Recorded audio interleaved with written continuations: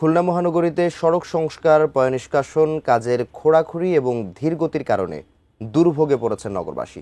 একই রাস্তা বারবার খোঁড়াখুঁড়ির কারণে সড়কগুলো চলাচলের অনুপযোগী হয়ে পড়েছে। বিস্তারিত জানতে খুলনা নগরীর পিটিআই মোড় থেকে সরাসরি যুক্ত হচ্ছি বিভাগীয় প্রতিনিধি মোহাম্মদ অসীমের সাথে। অসীম, শুনতে পাচ্ছেন নিশ্চয়ই। কি অবস্থা সেখানকার? এই খোঁড়াখুঁড়ির কাজ আসলে কবে নাগাদ শেষ হবে? সংশ্লিষ্ট কর্তৃপক্ষ কি বলছেন? যারা ভুক্তভোগী আছেন তাদের সাথেও নিশ্চয়ই আপনার কথা হয়েছে, তারা কি বলছেন? মাহাতি, দেখুন, উন্নয়নের যে নামে খোঁড়াখুঁড়ি, এই খোঁড়াখুঁড়ি খুলনাবাসীর এখন কিন্তু গলার কাটা হয়ে দাঁড়িয়েছে। অর্থাৎ আর এই কাজ যে কবে শেষ হবে সে কথা কিন্তু যারা সিটি কর্পোরেশন, ওয়াসা রয়েছেন, সড়ক বিভাগ রয়েছেন, তারা কেউই কিন্তু বলতে পারেনি। আসলে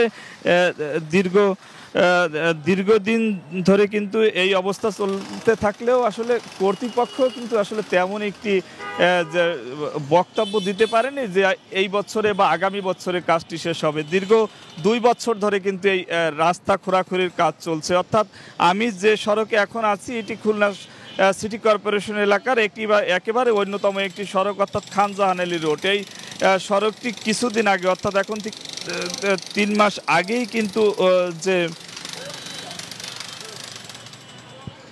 3 মাস আগেই কিন্তু এই সড়কটি খুঁড়ে গিয়েছিল সড়ক বিভাগ। এখন কিন্তু আবার খুঁড়ছে ওয়াসা। আসলে এই যে একই সড়ক বারবার খোঁড়ার কারণে দুর্ভোগ কিন্তু কমছেই নাই। একই সাথে সড়কের দুর্ভোগ তো রয়েছে, ধুলাবালি রয়েছেন, এছাড়াও কিন্তু সারা দিন থেকে রাত পর্যন্ত, গভীর রাত পর্যন্ত এই খোঁড়াখুঁড়ির কারণে যানজট লেগেই থাকে। আসলে সিটি কর্পোরেশন বলেছে তাদের কিছু করার নাই।